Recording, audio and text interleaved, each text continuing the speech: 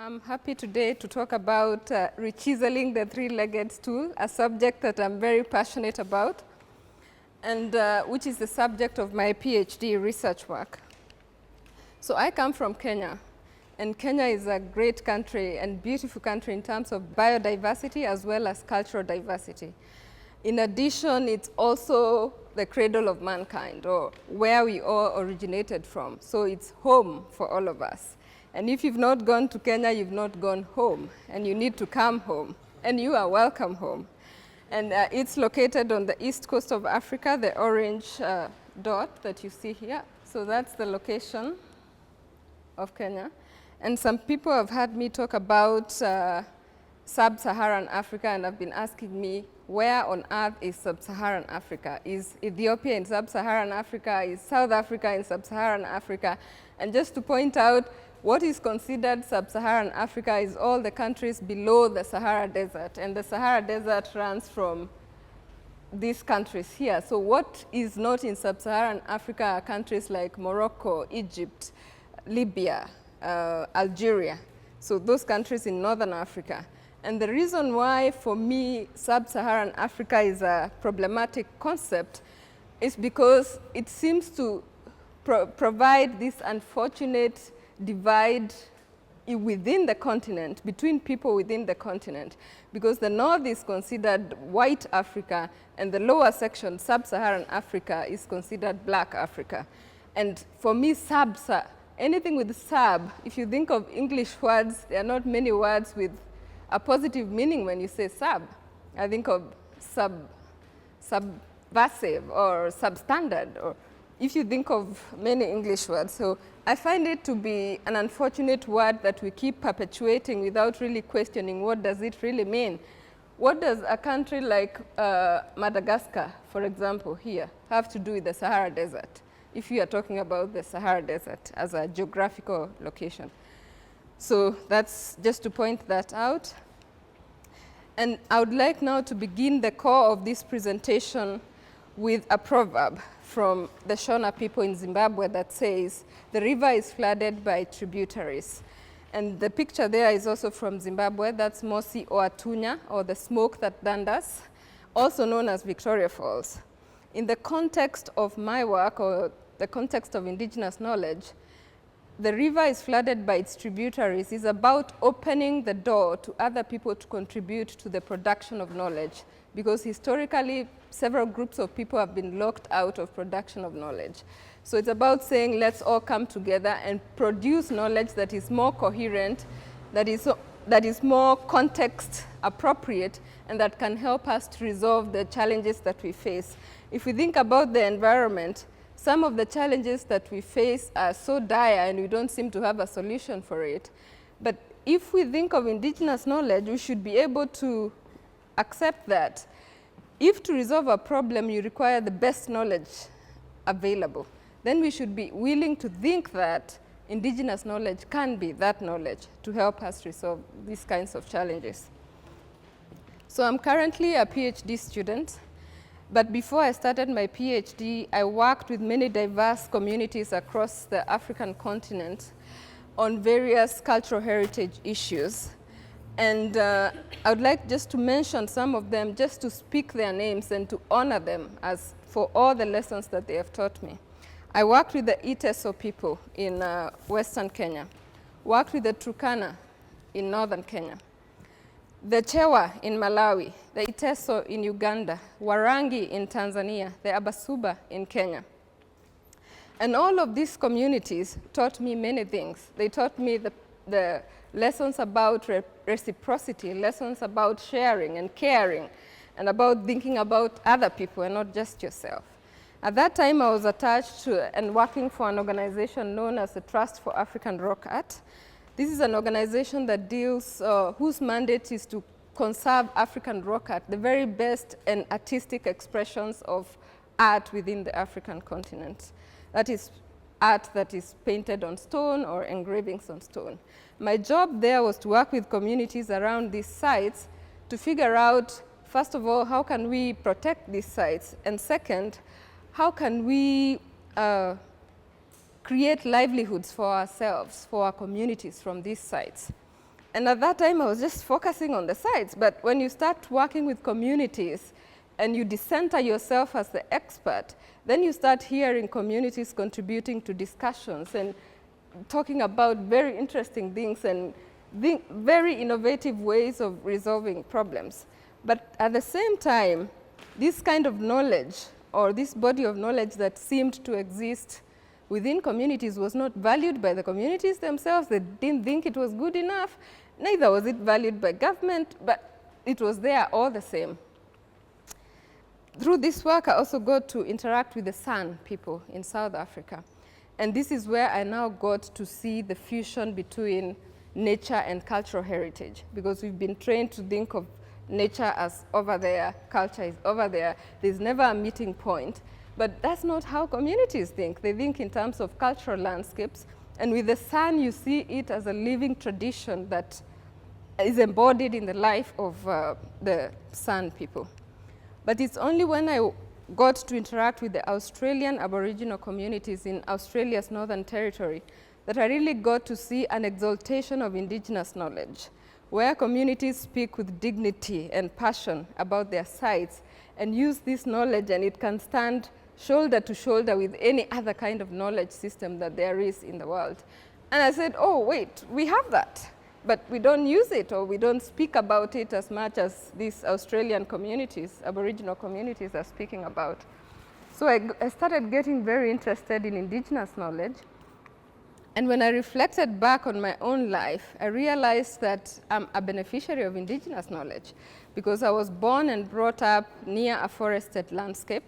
And it's because of the waters coming from this forest that I could go to school. This forest was protected because of Indigenous knowledge, which protected specific sacred sites, which are completely out of bounds to everyone. But these sacred sites were also critical water catchment areas. So I could go to school. I could create a livelihood for myself. I could do many things that many people who have to spend many, many hours, 7, 8 hours, 6, fetching water, don't get to experience those kinds of opportunities. So water is really a game changer for any woman in Africa. Without water, your opportunities are limited. Without water, you cannot even be clean, so that it's very much tied to human dignity. So I started thinking, I need to do something that is a combination of all these things. I need to deal with cultural heritage, I need to deal with natural heritage, I need to deal with cultural landscapes and the people in these cultural landscapes. So my research is about trying to see how we can leverage these knowledge systems that exist within our communities to forge sustainable people-forest relationships in very dynamic landscapes. It seeks to ask communities, what is it that you have, as opposed to what is it that you don't have, and then work from there to try and craft solutions to the problems that we face. I work a lot with decolonizing methodologies as well as Afrocentric methodologies. Decolonizing methodologies because you cannot understand the African continent without engaging in the colonial experience or trying to understand the impact of the colonial experience on African peoples and their psyche as a whole group of people. And Afrocentric methodologies because we want to promote indigenous solutions, people thinking about their own philosophies. For example, I work around Ubuntu, the philosophy of Ubuntu, which is about the interrelationships that there exist between living things, non-living things, human beings, non-human beings, and so on. And Ubuntu is also about recognizing that you become human in the midst of other people. So it's about connections with community and so on. And these are things that people in communities can relate with. I also work around stories as a theoretical foundation. Stories because they are the foundation and the building blocks of our civilizations. They are instruments of teaching and learning. I work around proverbs because they are simple, elegant statements, distilled wisdom in 3 or 4 words, which convey a very powerful message about observations of reality. My co-researchers in this project are communities working with the Green Belt movement. The Green Belt movement was founded by Wangari Maathai, and she's a Nobel laureate, Kenyan. She won the Nobel Peace Prize in 2004 for her work with these communities in trying to protect degraded landscapes, especially through planting trees. But also, she won the Nobel Peace Prize for being able to make the connection between environmental issues and conflict, or peace.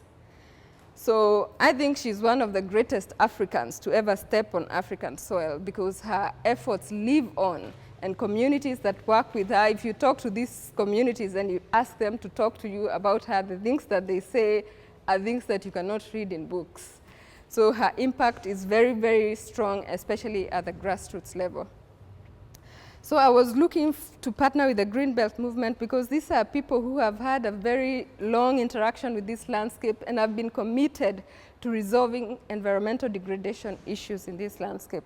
So I went to talk to them last year, and I was very nervous, thinking, oh, I need to find a partner for research. Are you going to accept me? Or I'm not even from this community to start with. How is that all going to work? So I tell them what I'm interested in. I'm interested in indigenous knowledge. Is this something that you would be interested in? And then all of a sudden, this discussion erupts. We are sitting in a circle, and all people are contributing. I didn't have a tape recorder because I didn't think it would go that well. I had a notebook because I couldn't take notes because it was all so fast and I was so overwhelmed. So I was just listening and looking. And the interesting thing is that the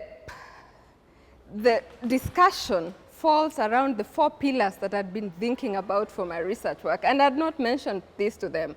That is sacred sites, water catchment areas, landscape governance, and non-timber forest products, access of and use of non-timber forest products. And then finally I asked them, so are you really willing to participate? And this one woman looks at me and in Swahili says, kwa nini tusifanye kazi na wewe? Si wewe ni mtoto wetu? Which translates to, why shouldn't we work with you? Are you not our child? Or you are our child? And after that, I could not open my mouth. Again, there was nothing more to be said. So we planted trees. We planted trees because planting trees is a source of hope and peace. When you plant trees, you plant seeds of hope and peace. So I'm very inspired, of course, as I've mentioned, by the work of Wangari Maathai. In The Challenge for Africa, she writes about re-chiseling the three-legged African stool. Her argument is that the three-legged African stool has been broken by many forces. And it's been broken by forces dating as far back as slavery. It's been broken by colonialism. It's been broken by neocolonial encirclement. It's been broken by inefficient governments. It's been broken by the weakening of the cultural infrastructure of Africans as a people. And the thing to know about the three-legged stool is that it's chiseled out of a single block of wood. So you chop it. There's no joint work. There's no nails. So it's a single block of wood, and you make the 3 legs, and you find it in many, many African societies. So she calls to Africans, every single African, to work towards re-chiseling the three-legged stool. Imagine how our communities functioned. How can we make it better? How can we make our communities responsive to the needs and the challenges that we face from day to day? So my work is about re-chiseling the three-legged stool. It's about making a contribution to that call. It's about responding to that call. It's also about many things. It's about healing what Chinua Achebe, the Nigerian writer, calls healing the bruised heart of Africa. It's also about restoration of the dignity of African people. It is important for our people to know that they have knowledge, to know that that knowledge is important, is as good as any other knowledge, and can be used in solving our challenges as a people. It's also about saying that we also need to work with what is available locally and not always look for external solutions. So one of the other messages that Wangari Maathai emphasized is the story of the hummingbird, which is about to make a contribution to resolve challenges that we face. So I'll just play that. We are constantly being bombarded by problems that we face, and sometimes we can get completely overwhelmed. The story of the hummingbird is about this huge forest being consumed by a fire. All the animals in the forest come out and they are transfixed as they watch the forest burning, and they feel very overwhelmed, very powerless, except this little hummingbird. It says, I'm going to do something about the fire. So it flies to the nearest stream, takes a drop of water, and it puts it on the fire and goes up and down, up and down, up and down, as fast as it can. In the meantime, all the other animals, much bigger animals like the elephant with a big trunk, could bring much more water. They are standing there helpless, and they are saying to the hummingbird, what do you think you can do? You're too little. This fire is too big. Your wings are too little. And you're big, so small. You can only bring a small drop of water at a time. But as they continue to discourage it, it turns to them without wasting any time and tells them, I am doing the best I can. And that, to me, is what all of us should do. We should always feel like a hummingbird. I may feel insignificant, but I certainly don't want to be like the animals watching as the planet goes down the drain. I will be a hummingbird. I will do the best I can. So we all need to do the best we can in our own various engagements. I'd like to end my presentation with another proverb, which says the pumpkin in the old homestead must not be uprooted. This is from Okot Pibitek. This is a Ugandan scholar in one of his works, The Song of Lawino. So not uprooting the pumpkin is about recognizing the value of resources that you have and recognizing that if you want to solve a problem, then you need to understand the problem from the roots and not from the middle. The pumpkin is a very common crop, and it grows in many areas, and it's very nutritious, and people relate to that. But in the terms of cultural heritage and indigenous knowledge systems, the African people, just like the indigenous peoples of the Amazonia or indigenous peoples in Australia, Canada, US, have been told that your norms and values are barbaric. They've been told that you're not good enough, that you need to civilize. So not uprooting the pumpkin is about refusing to surrender intellectually to these forces of saying you're not good enough. It's about furthering the cause of developing knowledge systems within our communities. And I thank you. Iboya, asanteni.